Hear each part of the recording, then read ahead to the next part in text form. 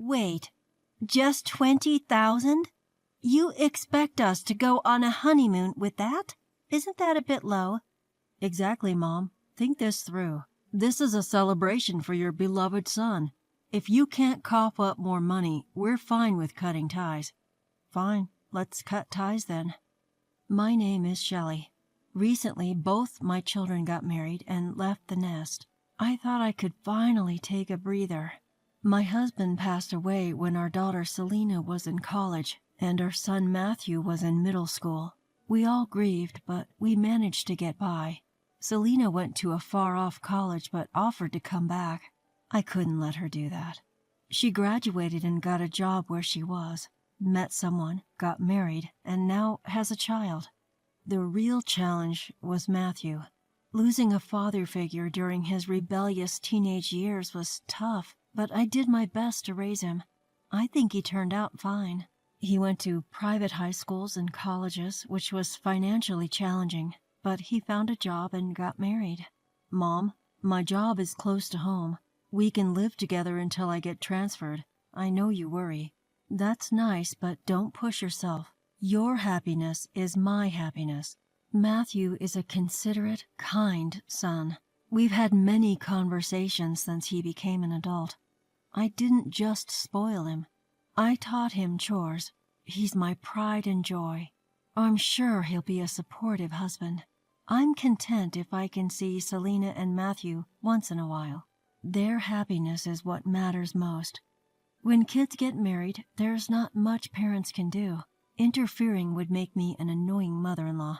Times have changed. We can't be too involved in our children's marriages. True, it's sad but necessary. That's what I discuss with my friends. So I try not to interfere too much with Selena and Matthew. But a parent's heart wants to help. So I gave Selena $20,000 as a wedding gift and another $20,000 for her honeymoon. Mom, are you sure? You saved up too. You don't have to strain yourself. It's fine. If you don't use it, save it. I've got my own savings. Thanks, Mom. I'll definitely repay this kindness. Selena was grateful and brought back souvenirs from her honeymoon. When she gave them to me, she told me about her travels. I was happy and wanted to do the same for Matthew. So I planned to give him $20,000 for the wedding and another $20,000 for the honeymoon. Wait, this is it? It's not enough. Our wedding cost $60,000, you know. Exactly, Mom. What are you thinking? This is nowhere near enough.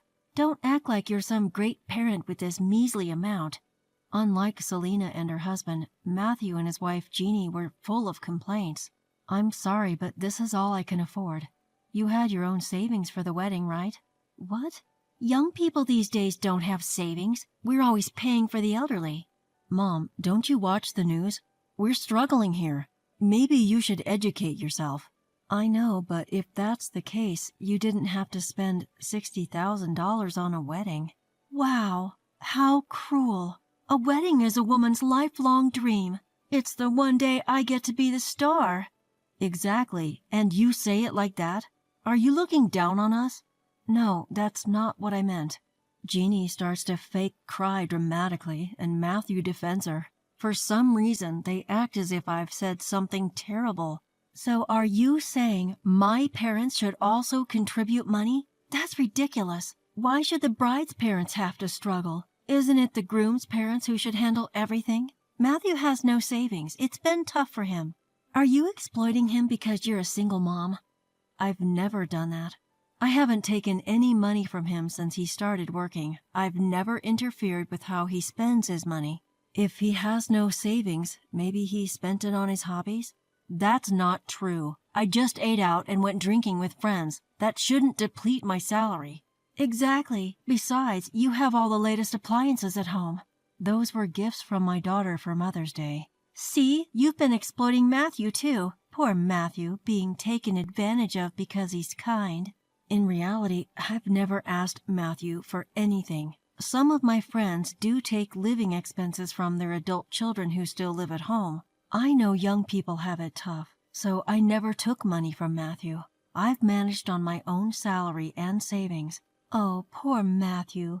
raised by such a terrible mother. And now you insult my parents too. You're the worst mother-in-law.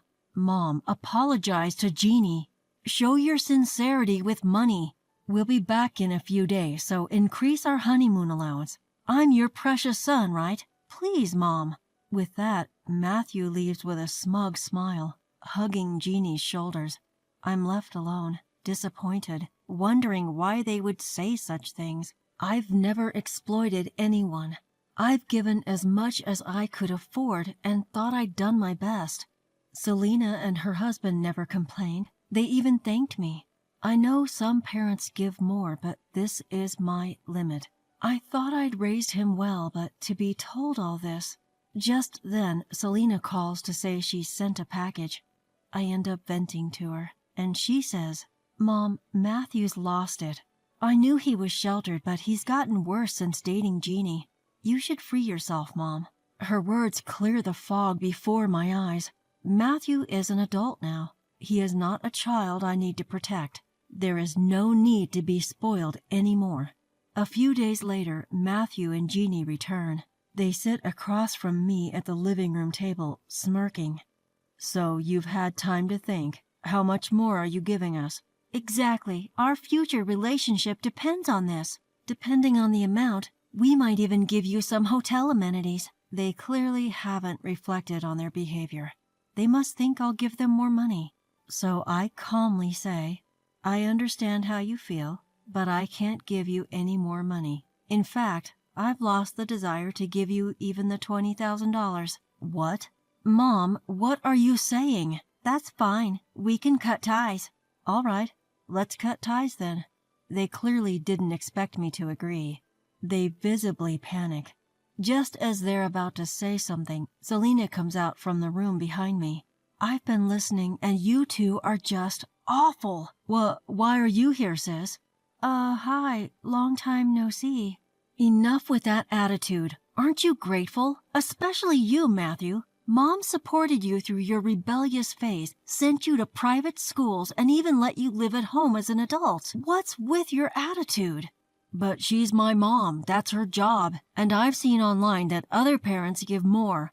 Exactly. The groom's parents should do more. Otherwise, you won't even get to see your grandchildren. Well, Jeannie, I wouldn't want to see any child raised by people as unreasonable as you.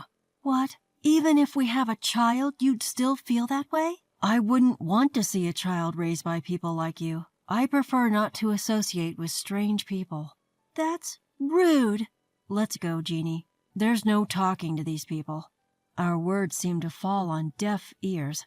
Matthew and Jeannie left, just like that. Selena and I look at each other and let out a deep sigh. Life was peaceful after that, until a few months later when Matthew called, crying. Mom, help me. I don't know what happened, but I'm out of money. I can't pay my bills, and I'm getting notices for electricity and gas. I can't even pay rent. I'm going to get kicked out. Turns out they'd been spending their salaries however they pleased. It's not like I had any naive ideas that things would definitely work out. They had no idea how much it actually costs to live. When I lived at home, I never had to worry about this stuff. My house is big and Jeannie's is even bigger. We never had to think about money, so why is it a problem now in this tiny rental? Matthew, did you ever think about rent and other expenses? Did you consider how much of your salary goes to fixed costs? What? I never had to think about that at home. Why is it an issue now? Because I was paying for everything when you lived at home. You seriously never thought about this? Matthew sounded shocked. I couldn't help but feel drained. How could they not even know the basics of what it costs to live? You should know about rent and utilities even if you lived at home.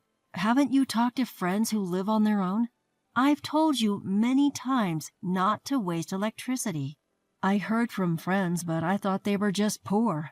I thought the electricity thing was just a matter of discipline. What have you been listening to? I've talked about utility bills many times. I thought I was competent enough to earn without worrying about that stuff.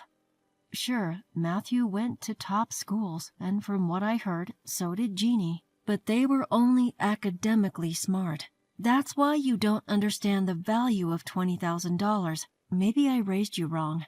That's it. What about the $20,000? If I had that, I could pay off all my overdue bills. Can you give it to me, Mom? No way. What? I had to be firm with Matthew. Indulging him now would do no good. I had to be strict. Remember, you were the ones who wanted to cut ties. I'm not helping you anymore. That's the last thing I can do for you as a parent. From now on, you're on your own. With that, I hung up the phone.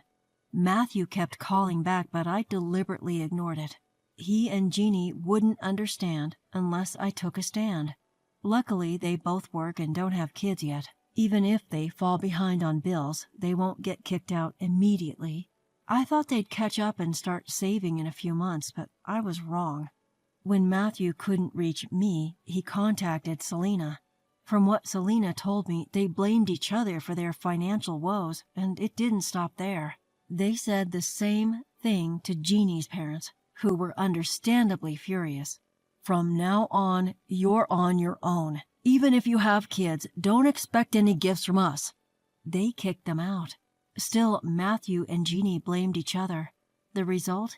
A quick divorce. Right before their honeymoon, after a $60,000 wedding.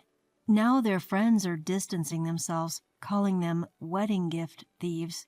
In the end, they're cut off from their families and have no friends to rely on. Matthew tried calling Selena, but she ignored him too. I have no idea what he's up to now, but I doubt he's changed. That's on him, and there's nothing more I can do. I'm planning to sell my now-too-big-for-one house. I'll use that money to buy a senior-friendly condo. That way, I can live a supportive community life. And no, I have no plans to tell Matthew where I'm moving. Not helping him anymore is my final act as his parent. In the long run, it's for his own good. I plan to live happily on my own from now on.